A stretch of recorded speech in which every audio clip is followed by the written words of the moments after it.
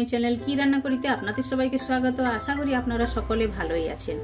তো এখন তো পৌষ সংক্রান্তিতে সবাই পিঠে পুলি বানিয়ে থাকেন, খেয়ে থাকেন, কিংবা অনেকেও নাড়ুও বানিয়ে থাকে, কারণ তিলের নাড়ুরও বানানোর জন্য একটা প্রচলন থাকে, অনেকে বানিয়ে থাকে। তাই জন্য আমি আপনাদের সঙ্গে শেয়ার করব আজ তিলের নাড়ু রেসিপি। তো তিলের নাড়ু রেসিপিটা আমি কেমনভাবে বানাবো আপনারা পুরো ভিডিও দেখতে থাকুন। আর সামনেই তো সমস্ত উপকরণগুলো আছে, তবু আমি এক এক করে আপনাদের সঙ্গে শেয়ার করে নেব। তো দেখুন সামনেই তো আছে, এটা হচ্ছে চিনে বাদাম। চিনে বাদামটা আমি 250 গ্রাম নিয়েছি, আপনারা এইভাবে চিনে বাদাম নিয়ে নেবেন। আর তার সঙ্গে আছে তিল, এটা হচ্ছে তিল। তিলটা হচ্ছে 200 গ্রাম তিল আমি নিয়েছি। আর 200 গ্রাম গুড় নিয়েছি, যে আখের গুড় আমরা খেয়ে থাকি ওই গুড়ই আমি নিয়েছি। তো এই তিনটাই উপকরণ, আর কিছু লাগবে না। এটা থেকেই তিলের নাড়ু বানাবো। আর কেমন ভাবে বানাবো আপনারা দেখুন পুরো ভিডিও।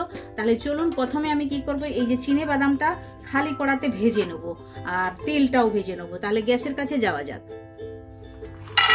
চিনি বাদামটা আমি দিয়ে দিলাম, দিয়ে এটা নাড়াচাড়া করে ভেজে নেবো, ভালো করে লাল লাল করে ভেজে নিতে হবে। গ্যাসের ফ্লেমটা স্লো রেখে এটা এভাবেই করে ড্রাই রোস্ট করে নেব। তো দেখুন ড্রাই রোস্ট করে নিয়ে নিয়েছি, লাল লাল করে ভেজে নিয়েছি, দেখুন এভাবেই। তো এখন এটা ঠান্ডা করে আর চালটা বের করে আর এটা আধা পিসা করে নিয়ে নেব। তো বাদামটা ঢেলে নিয়েছি, এখন ওই গরম তাওয়াতে আমি এই তেলটা ভেজে নেব। তিলটা দিয়ে দিলাম, দিয়ে এরকম ভাবে ভালো করে নাড়াচাড়া করে নেব। আর তিলটা বেশি ভাজা চলবে না, একটু লাল লাল হবে আর একটু আওয়াজ আসবে তড়তড় করে। তো ওটা হলে তখনই জানতে পারবেন, আর খুশবুও ভালো আসবে, ভাজা ভাজা একটা খুশবু। তাহলে চলুন এটা এভাবে করে ভেজে নেব। তিলটা ভাজার সময় সব সময়ের জন্য এরকম ভাবে নাড়িয়ে রাখতে হবে, আর নিচে যেন জ্বলে না যায়। আর তিল বেশি ভাজা চলবে না, বেশি যদি আপনারা ভেজে থাকেন তাহলে তেতো লাগবে। আর আপনারা জানতে পারবেন একটু ফোলা ফোলা ভাব এসে যাবে, তাহলে ভাববেন যে তিলটা ভাজা হয়ে গেছে। দেখুন এটা ফোলা ফোলা ভাব এসে গেছে।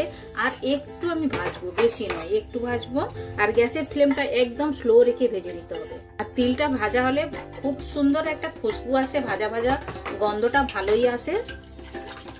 তো দেখুন তিলটা ভালোভাবে ভেজে নিয়েছি, কালার একদম চেঞ্জ হয়ে গেছে, এটা একদম রেডি হয়ে গেছে। এটা এখন ঢেলে নেবো আলাদা পাত্রের মধ্যে। তো ছাল বের করে চিনে বাদামটা আমি নিয়ে নিয়েছি মিক্সারের ডাব্বার মধ্যে, এটা আমি পিষে নেবো, আধা পিসা করে নেবো। তো দেখুন এইভাবে আধা পিসা করে নিয়ে নিয়েছি। তো এখন দেখুন তিল আর চিনে বাদামটা ভাজাতে আমি গুঁড়ো করে নিয়েছি, দুইটা আমি একসঙ্গে মিশিয়ে নিয়ে নিয়েছি। এখন আমি গুড়টা মেল্ট করে নেবো। তো প্রথমে 1 চামচের মতো জল দিয়ে দেবো। যে জল দিলাম গুড়টা মেল্ট হওয়ার জন্য, জলটা একটু ফুটার জন্য অপেক্ষা করব।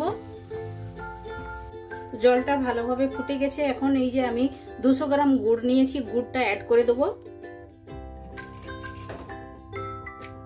দিয়ে ভালো করে মেল্ট করে নেব জলের মধ্যে, এভাবে নাড়াচাড়া করে।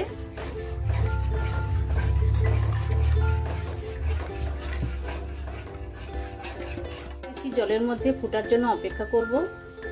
তো গুড়ের পাকটা দেখুন একদম ভালোভাবে হয়ে গেছে, দেখুন এক তারের মতো হয়ে গেছে। দেখুন এই যে পড়ছে, একটা একটা তারের সৃষ্টি হচ্ছে, তার মানে এটা একদম ভালোভাবে হয়ে গেছে। এখন আমি যে ভেজে রাখা যে চিনে বাদাম আর তিলটা রাখছি ওইটা আমি অ্যাড করে দেবো। তো এই যে ভেজে রাখা চিনে বাদাম আর তিলটা অ্যাড করে দিচ্ছি, দিয়ে দিলাম, দিয়ে নাড়াচাড়া করবো ভালো করে।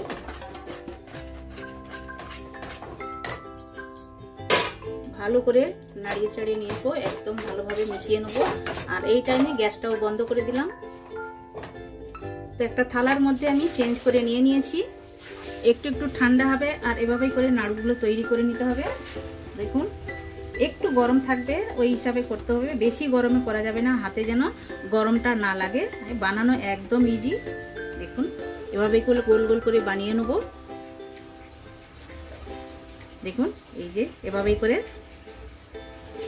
তো দেখুন সবগুলো বানিয়ে রেডি হয়ে গেছে, এখন প্লেটিংটা করে নেব। তো দেখুন তিলের আর চিনেবাদামের লাড্ডুটা আমার একদম তৈরি হয়ে গেছে। দেখুন দেখতেই যতটা সুন্দর, খেতে অতটাই টেস্টি, আর এটা একদম ভালোভাবেই হয়ে গেছে। দেখুন আপনারা কেমনভাবে আমি বানিয়ে দেখিয়েছি আপনাদেরকে, আপনারা এভাবে বাড়িতে একবার বানিয়ে ট্রাই করবেন। আর এটা সংক্রান্তিতে তো অনেক লোক বানিয়ে থাকে, আপনারাও বানাতে পারেন, কিংবা কোনো পুজো থাকলে বাড়িতে তাতেও আপনারা এটা বানিয়ে নিতে পারেন। তাহলে একবার আপনারা ট্রাই করুন, বানান, আর কমেন্ট সেকশনে গিয়ে কমেন্ট করে আমায় বলুন আপনাদের এই তেলের নাড়ু রেসিপিটা কেমন লেগেছে। ভালো লেগে থাকলে লাইক শেয়ার কমেন্ট করবেন, আর যারা এখনো পর্যন্ত চ্যানেলটি সাবস্ক্রাইব করেননি প্লিজ চ্যানেলটি সাবস্ক্রাইব করে নেবেন। বেল আইকন অবশ্যই প্রেস করবেন, তাহলে নিত্য নতুন রেসিপি আপনারা সঙ্গে সঙ্গে দেখতে পাবেন। আবার দেখা আছে নতুন কোনো রেসিপির সঙ্গে। সবাই ভালো থাকবেন, সুস্থ থাকবেন। আপনারা আপনাদের কিমতি টাইম আমায় দেওয়ার জন্য আপনাদেরকে অনেক অনেক ধন্যবাদ।